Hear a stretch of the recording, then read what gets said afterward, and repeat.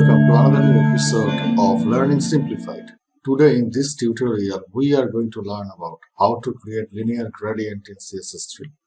But first of all, we would like to resume something that we had left back in our previous tutorial, so we have to resume it here for detailings and additional purposes, such as this boxed and text shadow effect.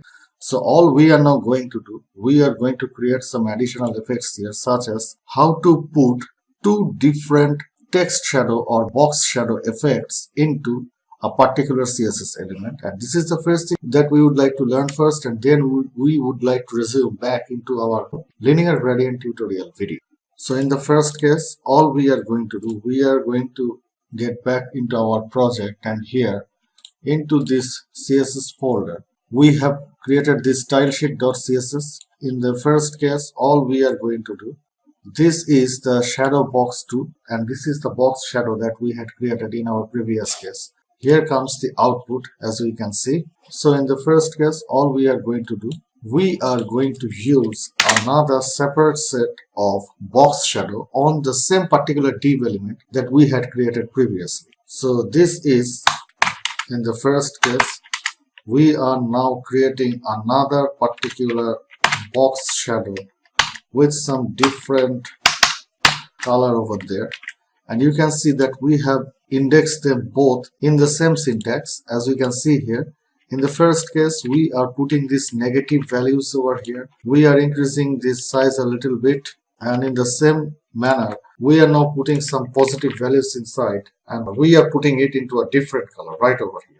Now if we get back to our project and reload, we can see that in the same CSS box element present inside this particular element, we are now practically creating two different box shadow right over there. This is the first box shadow, this is the black one, and this is the red colored one, and we can see that it is now appearing into two different ordinates. This is the first one into the upper part of this particular box, and it is black in color, and that is what we had done over here. We had put a negative value such that it could appear into the topper part of this particular box element, and in the second case we have put some positive values with this particular red color on, and we can see it is appearing at the bottom part as it should have been appearing in our previous case, as we have seen in our previous case.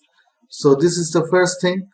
In the second case, for this hello world, we can practically create the same effect in case of a text shadow, and that is what we are now going to learn. In case of this hello world text, we had already created a text shadow effect over here. So in the same manner, and into this shadow box 3 h1, perhaps you could remember that we had created this h1 property. This is practically an h1 banner, as we can see over here, and we had created previously some kind of text shadow while demonstrating about this one, and we had practically used this semi-transparent effect over here with the aid of this RGBA value. Now all we can do, we will be removing first of all this particular RGBA value, and we'll be putting this hex color code over here. In the same manner, we are putting all these hex color codes. Now if we get back into our project and reload, we can see that this is the same thing that we had seen previously. Perhaps you could change this color, you could put here this red color, that will go fine, I think. So there it goes, reload. This is the result that we are familiar with from our previous tutorial. Now all we are going to do, in the same manner, we are repeating all these values. Instead of this red color, now we are providing this blue color here. And all we are going to do, we are going to copy this thing and paste it into the rest of our projects. Now if we get back to our project and reload, now we can see that there's practically two text shadow effects that is taking place. The first one is in the upper part of this particular text hello world, it is blue in color, and the next one is at the bottom part of this text, it is red in color. Now if we just remove this particular color from here. As we can see, sorry, we have to provide this transparent color instead of this none. Get back to your project and you can see that the original text color is now removed, and instead we can see that we are now getting two set of colors. The first one is blue and the second one is red. So this is how you can create practically a text shadow effect. You can provide a single color or you can put two colors, and all you have to do, you have to put them right in the place, right in the same syntax that you are using to provide a particular CSS3 text shadow or box shadow effect. So you can utilize it in any way.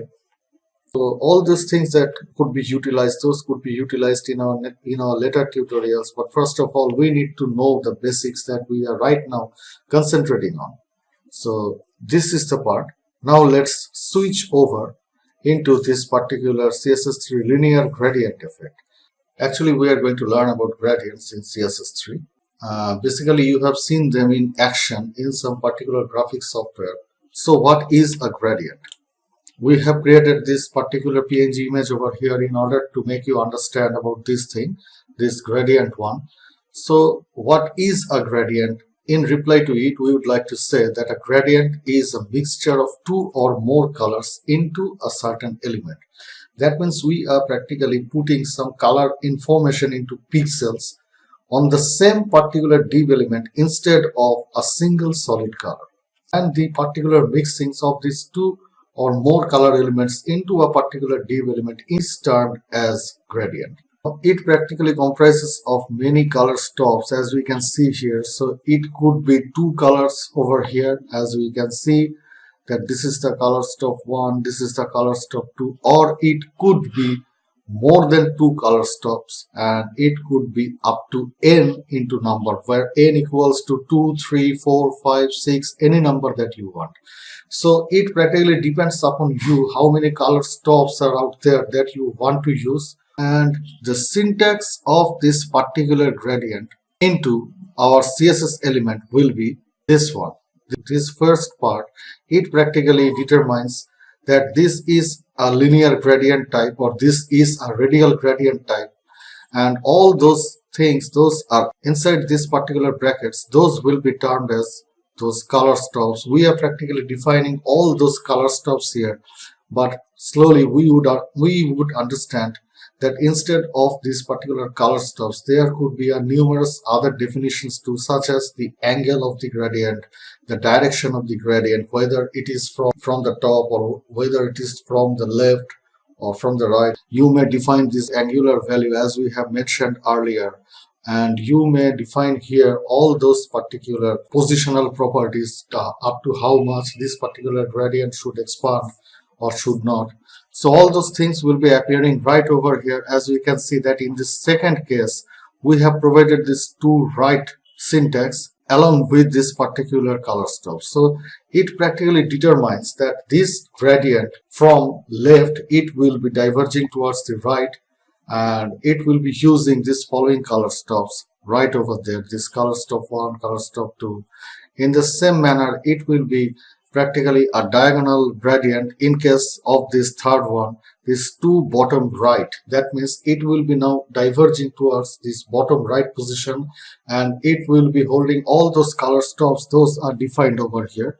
In the same manner, we could put here this particular angular value, we could put here whether it is a repeating gradient or not. So all those things will be defined right over here. Now, instead of making this thing into a theoretical, let's try to put them into the field of practicality.